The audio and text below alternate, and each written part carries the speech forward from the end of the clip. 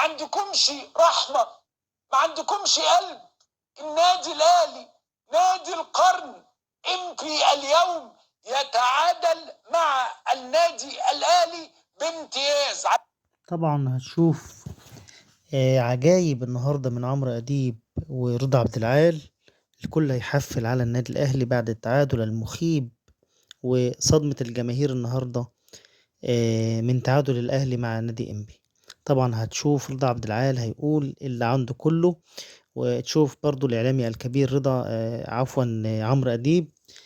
هتسمع عجب العجاب من الاتنين دول بعد تعادل الأهلي.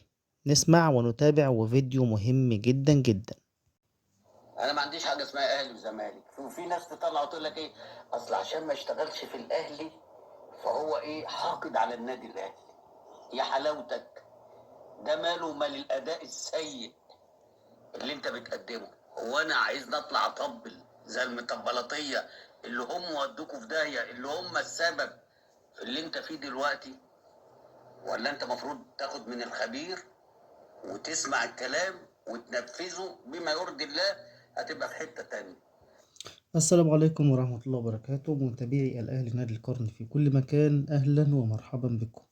مقدمة نارية من رضا عبد العال بعد تعادل الأهلي مع إنبي 1-1، وفعلا في حاجة غلط. رضا عبد العال مفيش مبرر يقول إن الأهلي يتعادل النهاردة، في حاجة غلط. اللعيبة مش في مكانها، النفوس مش صافية بين اللعيبة. تريزيجيه أول ما جاب الهدف لف على اللعيبة وقال هص هص هص، وما رجعش للجماهير. نسمع الزملكاوي المحترم رضا عبد العال وهو بيحلل ماتش الأهلي وإنبي. نسمع، وفيديو مهم جدا جدا. نسمع. قلنا لك قبل كاس العالم الصفقات دي للشو، وهتروحوا وترجعوا في اول طياره، وحصل. حد طلع بقى قال لك الراجل ده بيتكلم صح، الراجل ده كان عنده رؤيه، الراجل ده كان خايف على النادي الاهلي، مش بيطبل للنادي الاهلي؟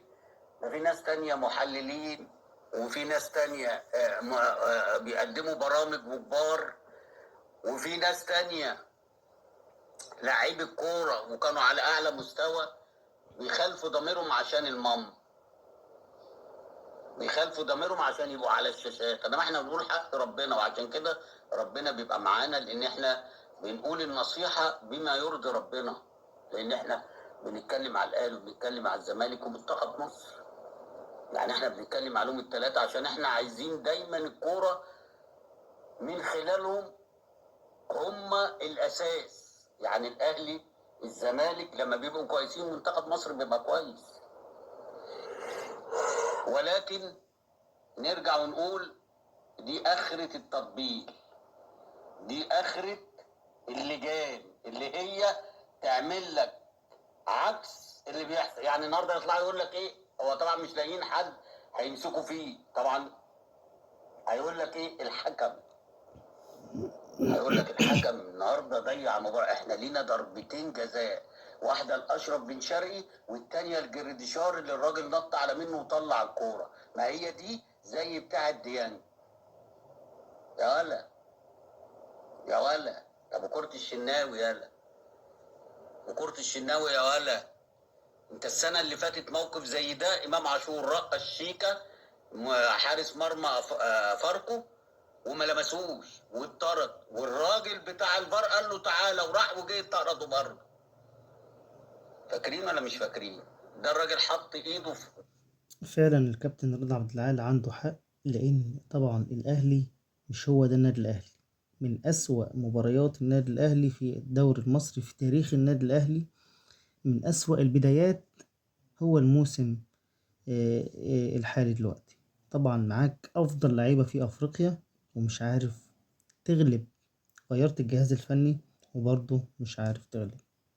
وشه بالقلم لمس اي لمسه، الراجل راح على الجول، فانت لمسته وهو جاي بسرعته لازم هيغير اتجاهه، هيقع، فاداله طرد. وعلى فكره الحكم هايل، انما اللي على الفار مش هايل. يعني ارجع كده بقى للي على الفار، الراجل حكم وفضل قال لك لا، هو يقول له تعالى، لا تعالى، بدليل ان المخرج والفار قعدوا الكرة بتاعت جراديشار 50 مرة، والكرة بتاعت أشرف بن شرقي 50 مرة، والاتنين ما فيهمش حاجة. بس عشان إيه؟ هيجوا الجماهير ويقول لك أهو إحنا لينا. بطلوا بقى الإسفاف ده، بطلوا بقى، عاملوا ضميركم. والله العظيم الدوري جميل عشان الحكام اللي طالعة دي عايزة تدي حقوق الفرق الغلابة. والله ما انت النهارده لو جبت جون والتاني والتالت وكسبت، هتبص على ضربة جزاء؟ هتبص على فاول؟ هتبص على كورنر؟ بس انت مفلس كورة، انت بتشحت كورة، انت جبت اسماء كلها مبطلة. نرجع للمباراة بقى عشان ايه؟ نقول بما يرضي ربنا بقى. النادي الاهلي طبعا بعد القعده بتاعت الكابتن محمود الخطيب اللي هي من 3 ايام دي، وعايزين يصالحوا الكابتن محمود الخطيب، فنزلوا شادين في اول 10 دقايق بس ما فيش. يعني انا لو منك يا كابتن عماد لازم ابدا بقفشه. انت ما بقاش شكلك كويس وليك خطوره غير لما قفشه نزل بقى يسلم الكوره من رجل لرجل. هو ده اللي خلى، سيبك بقى من الناس اللي ما بتفهمش، انا مش هننفع دماغنا من الناس اللي هي ما تفهمش يقول لك اصل قفشه خلاص راح. ده انت ما لعبتش كوره وما ضغطتش، ما بقى شكلكش كويس غير لما قفشه نزل. في الشوال اللي نزل فيهم دولت انت ضغطت. فعلا غيرنا الجهاز الفني وبرضه مفيش فايدة. اللعيبة مش فاهمة في حاجة غلط في الملعب. عندك واحد زي قفشة ده ما يبدأش ليه المباراة. عندك حد زي حسين الشحات، محمد شريف، الناس دي يا جماعة لعيبة كورة، بس انت كده بتموتها حرفيا. يعني بداية سيئة جدا للكابتن عماد النحاس، وفعلا صدمة بكل الطرق لجماهير النادي الأهلي. طبعا نتيجة غير متوقعة جدا، نتيجة سيئة جدا جدا للأهلي النهاردة وإنبي. وطبعا كان كله قال لك احنا هنصالح الكابتن محمود الخطيب. بس طبعا اللعيبة يعني مش فايقة، في حاجة خطأ يعني. هنشوف طبعا الحاجة دي إن شاء الله، واللعيبة تقدر ترجع تاني، وزي ما هي معودانا إن شاء الله الأهلي يرجع يصالح جماهيره إن شاء الله من المباريات اللي جاية إن شاء الله. قرار عاجل ورحيل الثلاثي زلزال وغضب غير مسبوق في الأهلي بعد التعادل المحبط أمام إنبي. الخطيب يفاجئ النحاس بقرار مهم جدا جدا. الغليان الإداري ازداد داخل النادي الأهلي في أعقاب التعادل المخيب أمام إنبي بنتيجة 1-1 ضمن منافسات الجولة الأخيرة من الدوري المصري الممتاز، والذي وضع الفريق في موقف لا يحسد عليه على جدول الترتيب، حيث يحتل المركز ال15 برصيد 6 نقاط فقط، بفارق 7 نقاط كاملة عن الزمالك المتصدر الدوري. هذا التعادل الذي جاء بأداء باهت ومحبط وصفه البعض بالكارثي فجر غضب رئيس النادي الأهلي الكابتن محمود الخطيب، الذي أبدى استياءه الشديد من الجهاز الفني وعلى رأسه المدرب المساعد عماد النحاس، في ظل استمرار التخبط الفني والقرارات المثيرة للجدل داخل الملعب. بدأت علامات الفشل تتجلى قبل انطلاق المباراة، حين أصيب أحمد سيد زيزو خلال عمليات الإحماء، ورغم وضوح حالته أصر النحاس على الدفع به أساسيا، ما تسبب في خروجه مصابا في الشوط الأول. وهو قرار أثار انتقادات واسعة بشأن جاهزية اللاعبين وتعامل الجهاز الفني في مع الحالات الطبية.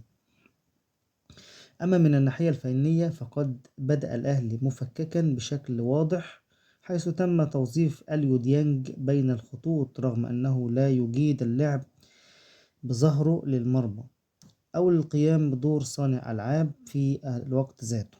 ترك كل من أشرف بن شرقي وجراديشار على دكة البدلاء، وعندما خرج زيزو فضل النحاس الدفع بطاهر محمد طاهر بدلا من أشرف بن شرقي، رغم أن الأخير يتمتع بخبرة وقدرات هجومية أكبر من المواقف الحرجة.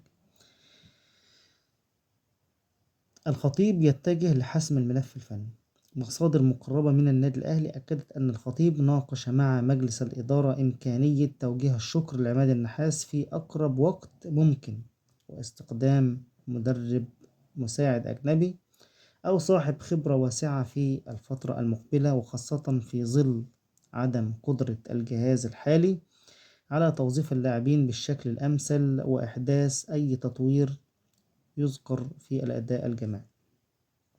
وفي ظل هذه النتائج السلبية والتراجع المقلق، بدأ الأهلي في تسريع خطواته نحو التعاقد مع مدير فني أجنبي جديد يمكنه إنقاذ ما تبقى من الموسم وإعادة ترتيب الأوراق داخل الفريق الأول لكرة القدم بالنادي الأهلي.